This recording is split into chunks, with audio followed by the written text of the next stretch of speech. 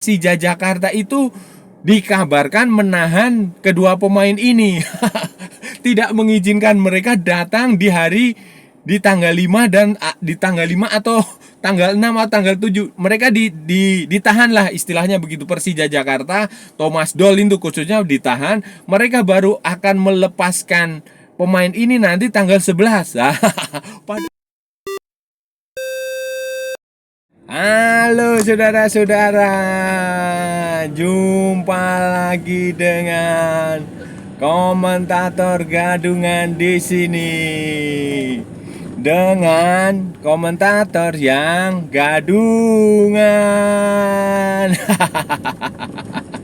Seperti biasa saudara-saudara, kalau kita sudah bertemu pasti akan ada yang kita bicarakan, baik yang bermanfaat maupun yang tidak bermanfaat, baik yang berguna maupun yang tidak berguna, baik yang serius maupun yang hanya sekedar bercanda, baik yang buruk maupun yang lebih buruk. Bebas saudara-saudara, bebas. Yang penting sopan. Hari ini saudara-saudara, hari ini kita akan bicara tentang pemusatan latihan timnas Indonesia yang ternyata di hari pertama dan hari kedua itu baru dihadiri 8 pemain. Bayangin aja, bayangkan saudara-saudara, 8 pemain tim nasional itu baru datang waktu hari pertama dan hari kedua. Itu 8 pemain pun itu seperti Sandy Walsh, Ivar Jenner, Rafael Sturridge, Fahrudin, kemudian Andi Setio, kemudian si Syahrul Tisna, kemudian ada Dendi Sulistiawan. Pemain-pemain itu saudara-saudara, bayangin 8 pemain baru di hari kedua sorenya baru mulai berdatangan, seperti Maklok, seperti Marcelino, seperti ya macam-macam lah. Jadi bayangin dari 26 pemain itu baru 8 pemain di hari pertama dan kedua. Kan luar biasa saudara. Nah ini kan gimana ya. Nah ini akan seperti apa saudara, akan kita bahas di edisi kali ini saudara-saudara. Nah saudara-saudara, begini saudara-saudara, begini saya tuh mau ngomong apa ya. Ini penyakit lama kambuh lagi. Yang kambuh lagi kalau memang harus diingatkan atau apa, atau karena sudah sukses, sudah mendapat medali emas kemudian terlena atau apa, saya nggak tahu. Tapi ini faktanya begini, ketika pemusatan latihan tim nasional Indonesia untuk FIFA Matchday Juni ini kan dimulai pada tanggal 5 Juni 2023, itu hari Senin. Dimulai pemusatan latihan. Walaupun berdasarkan aturan FIFA itu nanti baru bisa, sebenarnya itu baru tanggal 11 pemain itu diizinkan bergabung. Jadi hanya ada beberapa hari, 3 hari atau 4 hari sebelum pertandingan FIFA pertandingan dalam agenda FIFA Matchday ya, itu istilahnya begitu itu. Tetapi karena Liga Indonesia ini kan sudah selesai, sudah libur, jadi pemain bisa dipanggil lebih dini. Apalagi ini lawan yang dihadapi bukan main-main saudara-saudara, bukan kaleng-kaleng. Argentina juara dunia, Palestina juga peringkatnya jauh di atas Indonesia. Jadi Sintayong ini pelatih tim nasional berkeinginan mengumpulkan pemain itu lebih dini supaya mereka bisa berkumpul lebih lama, berlatih lebih lama untuk mempersiapkan diri dengan baik. Keterlambatan itu mungkin saja ditoleransi, khususnya bagi pemain-pemain yang abort. Seperti Shane Patinama yang ada di mana itu, di Norwegia itu kan mereka masih berkompetisi. Kemudian Pratama Arhan, kemudian Asnawi, kemudian Jordi Amat yang main di luar negeri, di Korea, di Jepang, di Malaysia, yang kompetisinya juga masih berjalan, itu memang ditoleransi keterlambatannya, karena nggak mungkin memaksa mereka datang. Mereka pasti akan datang sesuai dengan aturan FIFA itu. Tetapi saudara-saudara, aduh, ini tetapinya ini yang bikin pusing ini saudara-saudara. Tetapi pada kenyataannya saudara-saudara, pemain lokal maupun pemain lokal khususnya pemain yang berbasis di lokal ini ternyata banyak yang belum datang pada hari pertama pemanggilan. Bahkan di hari kedua itu juga baru 8 pemain. Jadi waktu hari kedua itu Ketua Umum PSSI Erick Thohir dan anggota Exco kemudian manajer itu menengok mendatangi latihan tim nasional itu di Surabaya, di Stadion Gelora Bung Tomo Surabaya, karena Palestina akan pertandingannya di sana. Dan alangkah terkejutnya Erick Thohir dan rombongan itu ketika mereka hanya melaksikan 8 pemain yang ada di situ, 8 pemain yang ikut latihan. Sandy Walsh, Ivar Jenner, kemudian Rafael Struik, Fahrudin, Syahrul Tisna, Dendi Sulistiawan, kemudian Andi Setio, sama satu lagi siapa ya? Nah, pokoknya ada 8 lah itu, 8 pemain itu. Mereka terkejut, loh kok bisa ini tim nasional, apakah nggak ada rasa bangga, rasa memiliki, apakah bagaimana? Terus Pak Sumardi bilang ada beberapa klub yang menahan pemain. Nah, gitu. Sore harinya baru beberapa pemain lagi datang, kayak Mark Klok, kayak Marcelino, kayak Stefano Lillipali, kayak Ricky Kambuaya. Terus kayak ada beberapa lagi yang baru datang di sore hari, sehingga mereka begitu datang langsung latihan di gym dulu. Latihan di gym, tidak latihan di lapangan. Mereka latihan di situ. Jadi ini benar-benar mengejutkan saudara-saudara, mengejutkan karena ya seharusnya kan pemain profesional, pemain tim nasional itu kan ya harus disiplin.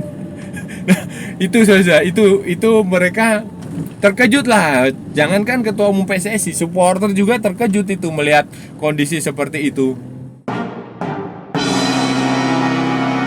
Kenapa mereka terlambat saudara-saudara? Nah, selain yang saya bilang tadi, pemain abroad yang masih berkompetisi saudara-saudara, ada pada hari Senin itu kan ada agenda di Istana Negara. Jadi ada beberapa pemain tim nasional seperti Marcelino Ferdinand yang tidak bisa bergabung karena harus mengikuti acara di Istana Merdeka di Jakarta yang terkait dengan pemberian hadiah untuk kemenangan SEA Games 2023 yang tempo hari itu. Mereka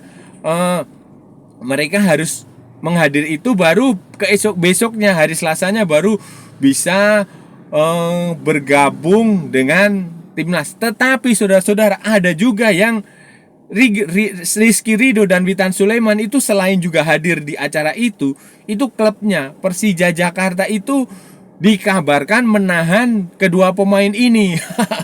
Tidak mengizinkan mereka datang di tanggal 5 dan di tanggal 5 atau tanggal 6 atau tanggal 7. Mereka ditahan lah, istilahnya begitu. Persija Jakarta, Thomas Doll itu khususnya ditahan. Mereka baru akan melepaskan pemain ini nanti tanggal 11.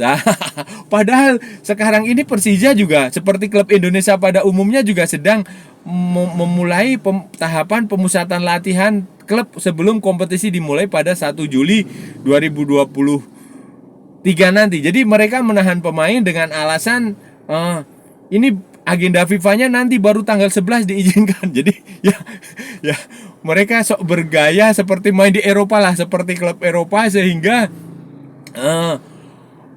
merugikan. Dan ini ya tentu saja membuat Sintayong, membuat manajer ini marah, membuat Ketua Umum PSSI khususnya dia sudah meminta kepada manajer Pak Sumardi, kepada Badan Tim Nasional Indonesia untuk yang seperti ini ditertibkan dengan sekeras-kerasnya, diberikan pelajaran yang sekeras-kerasnya kepada klub supaya kejadian seperti ini tidak terulang. Karena ini pemanggilan tim nasional, sudah kepentingan nasional, kepentingan negara itu harus di atas kepentingan golongan, kepentingan klub, kepentingan individu. Ini mereka harus sadar itu, saudara-saudara.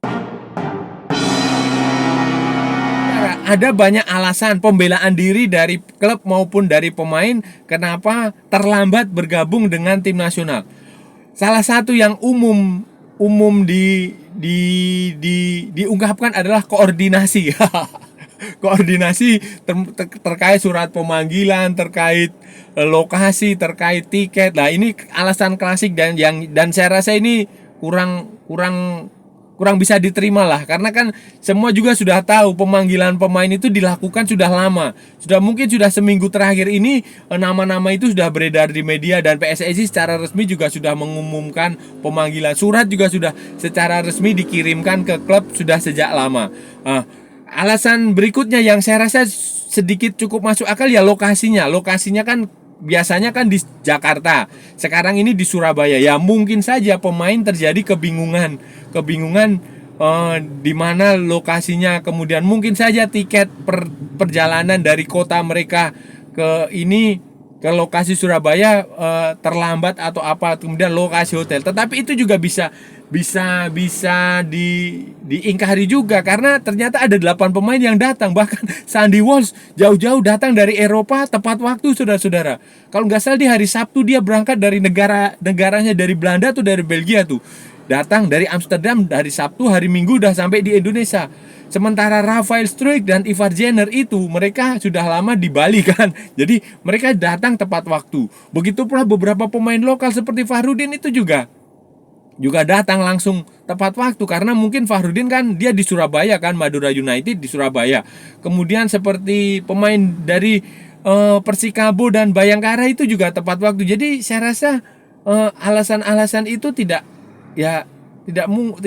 bisa diterima lah, kecuali yang saya bilang tadi seperti Pratama, seperti Asnawi, seperti Jordi Amat, seperti Shane Patinama.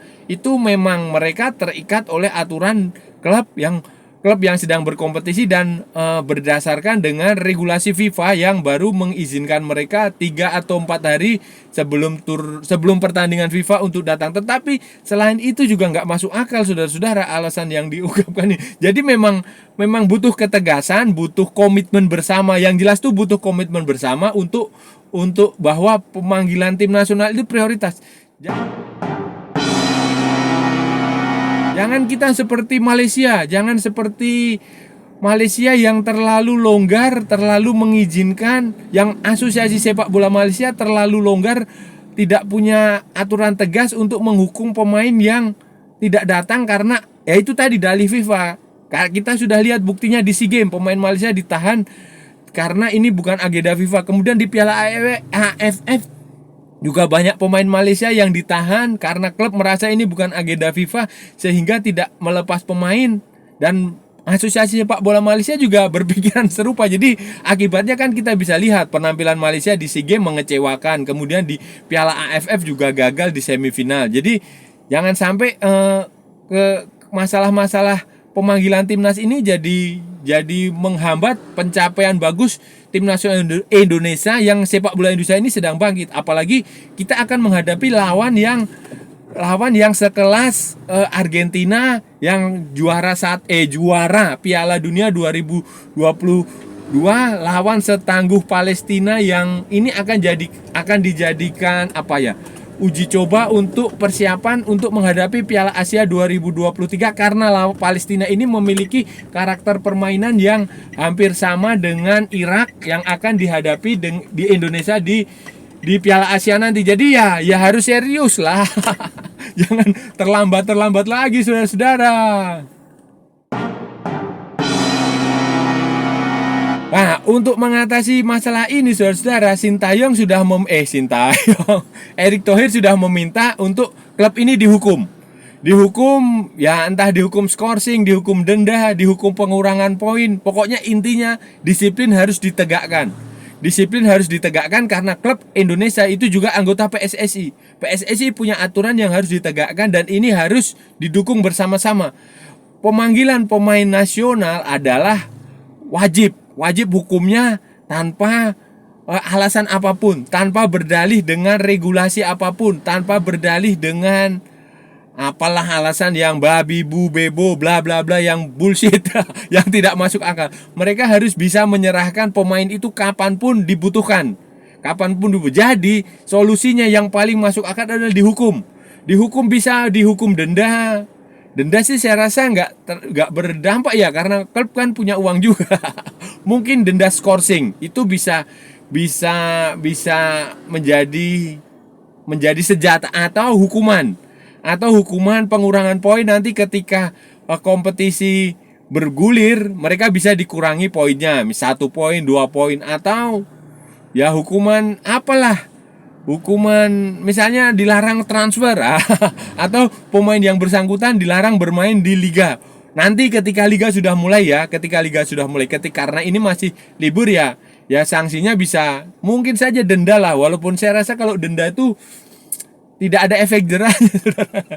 Tidak, atau pengesahan. Nah, kan itu mereka pemain pengesahan di liga ditunda dulu. Nah, itu seperti itu bisa dijadikan solusi supaya klub tidak lagi menahan pemain, karena ini juga di luar negeri juga mereka memberlakukan seperti itu di tim nasional Italia, di tim nasional Spanyol, di Brasil, di Argentina. Walaupun kasus seperti ini jarang, tetapi mereka menerapkan aturan yang keras, yang ketat untuk masalah-masalah seperti ini. Itu tadi saudara-saudara pembahasan kita hari ini. Kita sudah bicara panjang lebar. Kita sudah membahas, kita sudah ngomong basa-basi tentang apa tadi? Tentang kedisiplinan pemain timnas Indonesia yang kembali molor. Jamnya kembali karet dengan berbagai macam alasan. Ada yang karena faktor, ya kalau yang faktor karena dia masih berkompetisi seperti yang ada di Jepang, di Korea, di mana itu, Norwegia, di Malaysia tidak masalah. Itu memang mereka terikat oleh aturan FIFA karena mereka klub luar negeri. Atau seperti pemain PSM dan Bali United yang baru bertanding di playoff, tidak masalah. Tetapi yang heran itu ya yang klubnya ini menahan pemain ini loh. Ini yang membuat kita harus heran, karena bermain di tim nasional itu adalah sebuah kebanggaan, bukan hanya bagi pemain, melainkan juga bagi klub yang bersangkutan. Nah, ini tadi sudah kita bahas saudara, dan kita sudah carikan solusi ya. Saya rasa sudah cukup ya saudara-saudara ya. Kalau ada salah-salah ya mohon maaf saudara-saudara, mohon maaf sebesar-besarnya, karena memang namanya juga gadungan saudara-saudara.